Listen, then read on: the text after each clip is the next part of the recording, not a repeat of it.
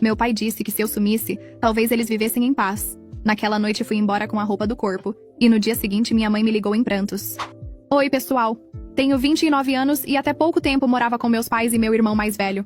Sei que pode parecer estranho para a minha idade, mas as coisas ficaram complicadas depois que minha avó morreu há 3 anos.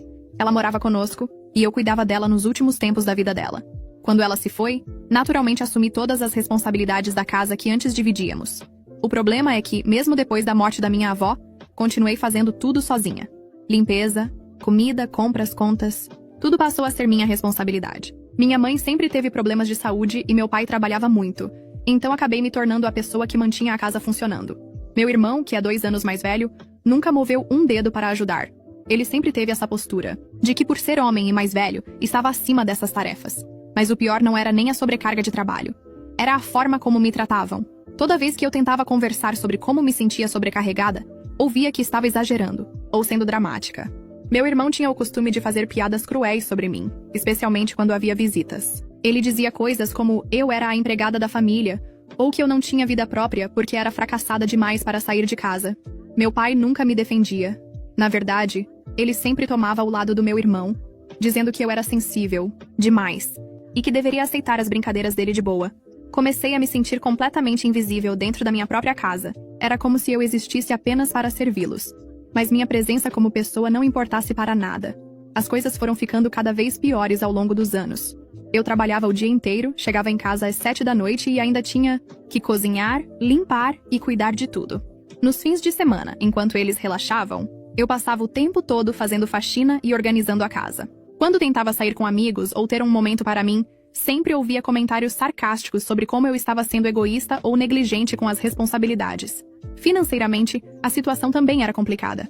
Eu pagava boa parte das contas da casa, incluindo o plano de saúde da minha mãe, parte da fatura do cartão do meu pai, e até mesmo algumas parcelas da faculdade de pós-graduação que meu irmão estava fazendo. Eles sempre diziam que era minha obrigação contribuir já que eu morava lá, mas convenientemente esqueciam que eu era a única que realmente contribuía, além de fazer todo o trabalho doméstico. O ponto de ruptura aconteceu no Natal do ano passado. Toda a família estava reunida para a ceia e eu, como sempre, havia preparado tudo sozinha. Passei o dia inteiro na cozinha enquanto todos assistiam televisão e se divertiam. Quando finalmente sentamos para comer, eu estava exausta e provavelmente com uma expressão cansada no rosto. Foi então que meu irmão, na frente de todos os parentes, fez um comentário sobre como eu estava com cara de enterro e que sempre encontrava um jeito de estragar os momentos em família. Ele disse que eu só sabia causar problema e que sempre tinha alguma coisa para reclamar. Eu tentei me defender, explicando que estava apenas cansada de ter trabalhado o dia inteiro preparando a ceia, mas ele continuou com os ataques. O que me quebrou completamente foi quando meu pai, olhando diretamente para mim, disse que se eu sumisse, talvez todos vivessem em paz. Ele falou isso na frente de toda a família como se minha existência fosse realmente um problema. Naquele momento senti algo se romper dentro de mim. Todas as humilhações, todo o desrespeito, toda a falta de reconhecimento, tudo veio à tona de uma vez. Não disse nada. Simplesmente levantei da mesa e fui para o meu quarto. Fiquei lá por algumas horas, ouvindo as risadas e conversas lá embaixo, como se nada tivesse acontecido. Era como se eu realmente não fizesse falta mesmo. Naquele momento, tomei uma decisão que mudaria tudo. Por volta das 10 da noite, quando todos já estavam dormindo, arrumei uma mochila pequena com algumas roupas e documentos importantes. Deixei as chaves da casa em cima da mesa da cozinha e saí pela porta da frente. Não deixei bilhete, não mandei mensagem, não avisei ninguém. Simplesmente fui embora. Fui direto para a casa de uma amiga que já havia me oferecido ajuda outras vezes. Ela me recebeu sem fazer perguntas e me ofereceu um colchão na sala. Passei a primeira noite sem conseguir dormir, misturando alívio com medo do que estava por vir. Pela primeira vez em anos, estava longe daquele ambiente tóxico, mas também estava sem rumo. No segundo dia, meu telefone começou a tocar. Primeiro foi minha mãe, depois meu pai, depois meu irmão. Decidi não atender nenhuma das chamadas. Sabia que se falasse com eles, especialmente com minha mãe, acabaria sendo manipulada a voltar como se nada tivesse acontecido. Queria que eles sentissem minha ausência da mesma forma que eu havia sentido a indiferença deles por todos esses anos. Minha mãe deixou várias mensagens de voz chorando, dizendo que estava preocupada e que eu deveria voltar para casa. Mas eu conhecia o padrão. Primeiro vinha o choro e a preocupação, depois as tentativas de me fazer sentir culpada por ter abandonado a família. Não ia cair nessa armadilha novamente. Nos primeiros dias, fiquei na casa da minha amiga tentando organizar meus pensamentos e decidir o que fazer. Foi quando percebi que não sentia nenhuma saudade daquela casa. O que sentia era uma sensação estranha de liberdade misturada com uma dor profunda por ter sido tratada daquela forma por pessoas que supostamente me amavam. Mas foi a partir da primeira semana que as coisas começaram a ficar interessantes. As contas da casa começaram a chegar e, pela primeira vez, eles perceberam o quanto eu realmente contribuía financeiramente. O plano de saúde da minha mãe foi suspenso por falta de pagamento. A fatura do cartão do meu pai ficou em atraso. As parcelas da faculdade do meu irmão também não foram pagas. Foi então que meu pai começou a me ligar com mais frequência. Mas agora não era mais sobre preocupação ou saudade. Era sobre dinheiro. Ele deixava mensagens nervosas perguntando quando eu ia voltar para regularizar as contas. Chegou até a me culpar por ter destruído a família ao ir embora de forma tão irresponsável. Meu irmão também começou a mandar mensagens, mas o tom era completamente diferente do que eu esperava. Em vez de tentar me convencer a voltar, ele estava claramente irritado. Dizia que eu estava sendo dramática e que minha atitude estava prejudicando toda a família. Em nenhum momento demonstrou qualquer tipo de arrependimento ou reconhecimento de que talvez tivesse me tratado mal. Depois de 2 semanas aguentando essa pressão, decidi que era hora de deixar algumas coisas claras.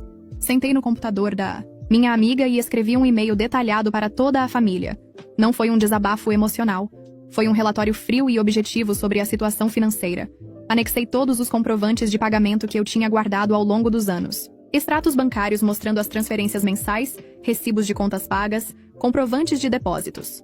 Tudo organizadinho, com datas e valores. Calculei o total do que eu havia contribuído financeiramente nos últimos 3 anos. Era uma quantia impressionante. Além disso, fiz uma lista detalhada de todas as tarefas domésticas que eu realizava sozinha, com uma estimativa do valor que custaria para contratar alguém para fazer o mesmo trabalho. Incluí limpeza, cozinha, lavanderia, compras, organização, tudo. O valor chegava a quase 2 salários mínimos por mês.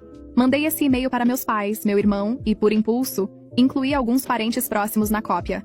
Queria que todos soubessem exatamente qual era a minha contribuição para aquela família e como eu havia sido tratada em troca. A reação foi explosiva. Meu pai me ligou gritando, dizendo que eu estava sendo vingativa e que não precisava envolver outras pessoas nos problemas da família. Meu irmão mandou uma mensagem furiosa, me chamando de louca e dizendo que eu estava distorcendo a realidade. Minha mãe, por sua vez, tentou uma abordagem mais emocional, dizendo que eu estava machucando a família e que deveria perdoar e esquecer. Mas houve uma reação que eu não esperava. Minha prima, que morava em outra cidade e com quem eu não tinha muito contato, me mandou uma mensagem privada. Ela disse que sempre havia desconfiado de como eu era tratada na família, mas nunca teve coragem de se envolver. Agora, vendo as provas, ela se ofereceu para me ajudar tanto emocionalmente quanto juridicamente, se eu quisesse tomar alguma medida legal. Essa prima, que vou chamar de Bianca, se tornou uma aliada inesperada. Ela era advogada e conhecia bem a dinâmica da nossa família. Disse que várias vezes havia notado como eu era tratada diferente, mas sempre achou que era só impressão dela. Agora, com as evidências que eu havia apresentado, ela entendia que a situação era muito mais séria do que imaginava. Bianca me orientou sobre meus direitos e me ajudou a entender que eu não estava sendo dramática ou exagerada. Ela me explicou que o que eu havia vivido era uma forma de abuso emocional e financeiro e que minha reação de sair de casa estava completamente justificada. Mas as coisas ficaram ainda mais complicadas quando meu irmão decidiu tornar tudo público. Ele fez um post no Facebook falando sobre como eu era uma pessoa ingrata e instável, que havia abandonado a família em um momento difícil. Ele contou uma versão completamente distorcida da história, me pintando como uma filha desnaturada, que não tinha consideração pelos pais. O post começou a receber curtidas e comentários de pessoas que não conheciam a verdadeira situação. Alguns parentes distantes e conhecidos da família começaram a compartilhar a publicação, me pintando como vilã da história. Por um momento, pensei que minha reputação estava arruinada para sempre. Mas foi aí que Bianca entrou em ação. Ela comentou no post do meu irmão com uma resposta detalhada, anexando alguns dos comprovantes que eu havia enviado por e-mail. Ela explicou a situação real de forma clara e objetiva, mostrando como eu havia sido tratada e qual era a minha real contribuição para a família.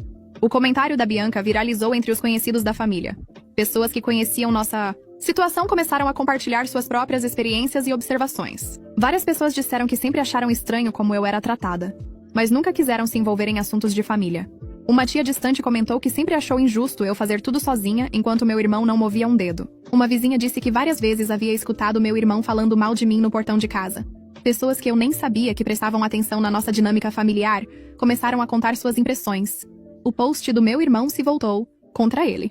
Em poucas horas ele estava recebendo mais comentários criticando sua atitude do que apoiando. Ele tentou controlar a situação deletando alguns comentários, mas as pessoas começaram a fazer capturas de tela e compartilhar em outros grupos da família. Meu pai ficou furioso com a exposição pública. Ele apareceu no meu antigo local de trabalho exigindo falar comigo.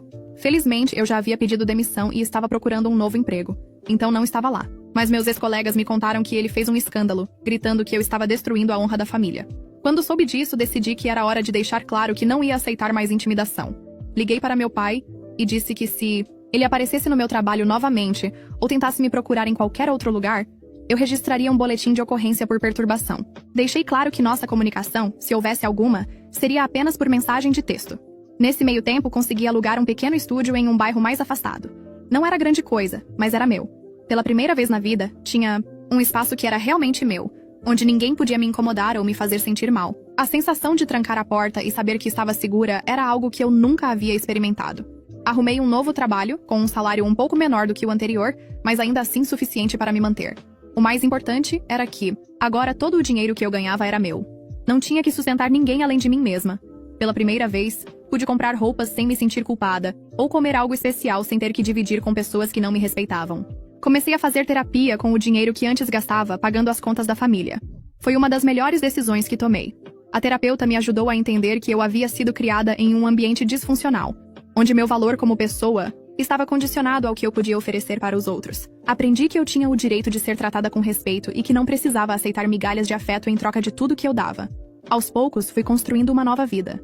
Fiz novos amigos, comecei a ter hobbies, voltei a ler livros e assistir filmes que eu gostava.